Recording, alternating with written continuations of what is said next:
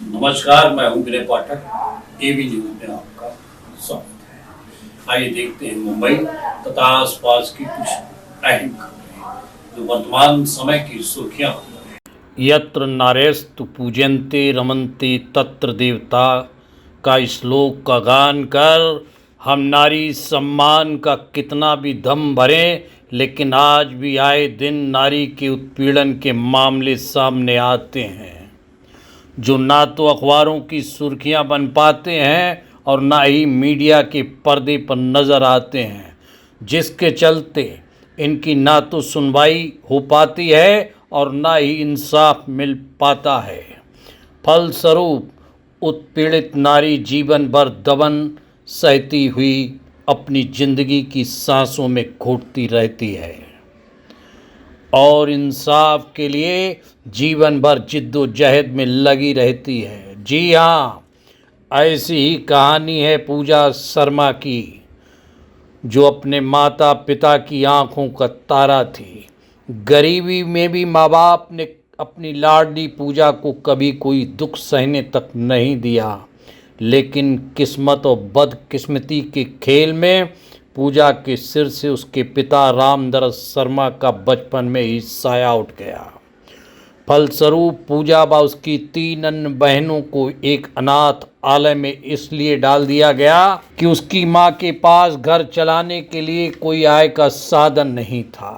बहरहाल समय बीतता है, माँ लोगों के घरों का चौका बर्तन कर अपने बच्चों को पालने के लायक जब बनती है तो अनाथ आश्रम से लाकर परवरिश करने लगती है। पूजा बड़ी होती है तो उसका विवाह पालघर जिले के नाला सोपारा पूर्व बसई के ओसवाल नगर के राम समद शर्मा के पुत्र आशीष शर्मा से कर दिया जाता है और ये कहकर किया जाता है कि आशीष शर्मा काफ़ी कमाता धमाता है और अच्छा लड़का है।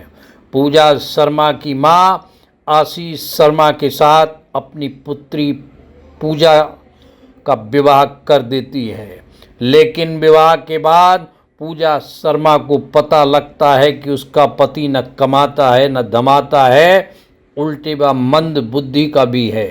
ये जानकर भी पूजा को दुख होता है, लेकिन अपना नसीब व परिवार की स्थिति को लेकर वह आशीष के साथ अपने जीवन की नैया पार करने का प्रयास करने लगती है। धीरे धीरे 9 वर्ष बीतते हैं। इन 9 वर्षों में पूजा के ऊपर अत्याचार और पीड़न का ऐसा दौर उसके ससुराल वाले चलाते हैं जिससे पूजा टूट कर बिखर जाती है। लेकिन लोग मेरे घर वाले हमेशा मेरे साथ गाली गलौज करते रहते। मेरे जेठ पसंद करते थे मुझे, मेरे जेठ मुझे बहुत बार मुझे मारे भी है और हमेशा अच्छी गाली गलौज मुझे देते थे। मेरी जेठानी हमेशा मुझे गाली गलौज देती रहती थी। नाम बताएंगे इनका? सुशील शर्मा। इलाज व माँ की स्थिति को लेकर वह हर परिस्थिति का सामना करती रहती है। उसके पति ने तो उत्पीड़न की जो हदें पार की, उसको सुनकर हर किसी का कलेजा कांप जाएगा। अक्सर रात में सोते समय पूजा के प्राइवेट पार्टों पर बाम लगा देता था, जिससे पूजा अक्सर बेहाल हो जाती थी, लेकिन ये बात किसी से नहीं कह पाती थी। मैं सो जाती थी, मेरे प्राइवेट पार्ट पे हमेशा मुझे टॉर्चर करता था, लेकिन मैं उसको किसी को, घर वाले को किसी नहीं बोलती, क्योंकि वो लोग विश्वास नहीं करते थे। क्योंकि मेरी मजबूरी थी, मैं गरीब घर की थी। मेरी माँ रहने का घर में खाने का ठिकाना नहीं, रहने का, और मुझे घर में रहने के लिए जगह नहीं करके मैं बहुत सही के लिए।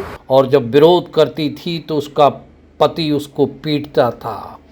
आखिरकार पूजा के सभी सपने और उत्पीड़न की इंतहा 13 मार्च 2025 को उस वक्त हो गई जब उसकी मां को बुलाकर पूजा को घर से अर्ध रात में निकाल दिया गया। पूजा और उसकी मां गिड़गिड़ाते रहे, मिन्नतें करते रहे, लेकिन ससुराल वालों का दिल नहीं पसीजा।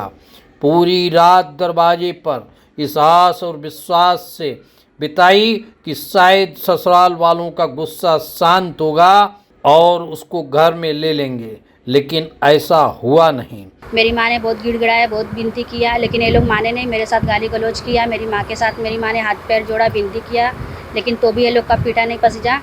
और ये लोग अब वैसे ही बोलते, उल्टा अनाप शनाप बोले, गाली गलौज बहुत किए, मारा पीटा भी किए। और ऐसा करके मुझे घर से रात को 11 बजे निकाला। हम लोग उधर ही थे, रात भर वहीं पे थे। हम लोग को लगा कि वो लोग समझ जाएंगे, वो लोग का पटीचा फंस जाएगा, बुला लेंगे, लेकिन नहीं हुआ ऐसा। फिर दूसरे दिन मेरी माँ मैं घर पे लेके आई अंटाफिल, कोलीवाड़ा, साइन कोलीवाड़ा में रहती हूँ। दूसरे दिन गया पुलिस, तो समझ के हम लोग गए पुलिस चौकी में, लेकिन यहाँ पे भी शिकायत दर्ज नहीं हुआ। वो लोग बोले जहाँ पे रहते हैं वहाँ पे जाओ। अंत में पूजा की मां रीना शर्मा अंटाफिल को क्रियागार साइन कोलीवाड़ा में अपने घर ले आई और अगले दिन अंटाफिल पुलिस स्टेशन ले गई। दुर्भाग्य का साया पूजा के साथ इंसाफ पाने तक बना हुआ है। अंटाफिल पुलिस ने उसकी शिकायत ही सुनने से इनकार ये कहकर कर दिया कि नाला सोपारा में जाओ। इंसाफ की आस और उम्मीदों का चिराग लेकर नाला सोपारा पहुंची पूजा, तो वहाँ की पुलिस ने भी पीड़ित महिला कोई गुहार नहीं सुनी। रिपोर्ट तो दर्ज करना दूर की बात है। अब पूजा शर्मा न्याय इंसाफ की आस लेकर भटक रही है। उसे नहीं मालूम कि इंसाफ के लिए कौन सा दरवाज़ा खुलेगा, कौन सा अधिकारी उसका दर्द समझेगा। उसने मुख्यमंत्री से लेकर प्रदेश के सबसे बड़े पुलिस अधिकारी, पुलिस महानिदेशक को रजिस्ट्री शिकायती पत्र भेजकर इंसाफ की गुहार लगाई है। अब देखना ये है कि सबको न्याय दिलाने, महिला सुरक्षा सम्मान का दम भरने वाली सरकार में पूजा शर्मा को इंसाफ कब तक मिल पाता है, मिल पाता भी है या नहीं। बोला गया कि लड़का अच्छा है, काम धंधा करता है। वहाँ जाने के बाद पता चला कि कुछ नहीं करता है, दिमाग का कम है। था मेरा आदमी नहीं है, मेरा आदमी गुजर गया, खत्म हो गया है। इसके लिए कि मेरे पास कुछ भी नहीं था, गरीबी में शादी किया। उन्होंने बोला कि मेरे घर कुछ कमी नहीं है, खाने कमाने की करने की कमी नहीं है, करेगी धरेगी अपना, खाए पिएगी रहेगी। लड़का भी मेरा सही है, कमाता धमाता है, करता है अपना, रहेगी सही। बोला मेरे पास दान दहेज नहीं है देने के लिए, मेरे पास कुछ भी नहीं है, मैं किधर से दूँ। अगर आपके मंजूर हो तो कर लो, नहीं मंजूर है तो भाई वो भी बता दो। तो सामने वाला बोला कि चलो ठीक है, कोई बात नहीं है, तुमको वो करने की चिंता की जरूरत नहीं, वो सब कर लेंगे। मैंने और बाकी कुछ भी अंदर से नहीं सोचा, जाने दो, अच्छे लोग हैं, बात समझते हैं, गरीबी मौजी। मैं कर दिया उनके साथ शादी। और फिर बाद में ऐसा पता चला कि लड़का कमाता नहीं है और दिमाग का हल्लुक है। बाद में मेरे को पता चला, तो अभी मैं करूँ तो क्या करूँ। अभी मेरा मजबूरी में मैं सुन के लेती थी। चलते हैं, मेरे पास तो पैसा नहीं है, चलो कैसे चलते हैं, चलते हैं, कैसे कैसे भागे पर आए घबराते गई। मेरा हालत भी खराब हो गया। और गई तो वहाँ देखे तो सब फैमिली को बटोर के घर में बैठा है जमा करके। क्या हुआ तो बोला, वही ऐसा बोला कि तुम इसको लेके जाओ इधर से। मैं बोला सर क्या हुआ कि इसको लेके जाऊँ। अरे जाने दो, छोटी मोटी झगड़ा सबके घर में होती है, गलती सही हो गई छोटी, थोड़ा ले लो वो करके। किया, मारपीट किया। 11 बजे रात को हमको निकाल दिया। हमने बाहर बैठे थे दरवाजे पर, फिर भी मैं बोला जाने समझ बूझ के ले लेगा, बुलाएगा, फिर भी वो लोग नहीं बुलाए। फिर भी अंत में लास्ट में हमको जाना पड़ा भाग के। अंटाफिल चर्च आया लेके। हाँ अंटाफिल में गई थी तो बोले कि इधर का नहीं, उधर जाओ, उधर नाला सोपाड़ा में पुलिस स्टेशन में।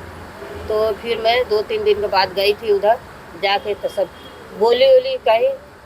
फिर उधर फिर कोई सुनवाई नहीं हुआ। एबी न्यूज में अभी तक की खबरों का सफर करते हैं समाप्त। विनय पाठक को दीजिए इजाजत। हम फिर मिलते हैं नई खबरों, नए सफर के साथ। लेकिन चलते चलते गुजारिश, विनती, यदि आप हमसे जुड़े रहना चाहते हैं तो हमारे चैनल को लाइक, शेयर, सब्सक्राइब करना ना भूलें। और साथ ही हमारी स्क्रीन पर दिखाए जा रहे नंबर पर हमसे संपर्क भी कर सकते हैं। हमारा नंबर है 95949292। धन्यवाद, नमस्कार।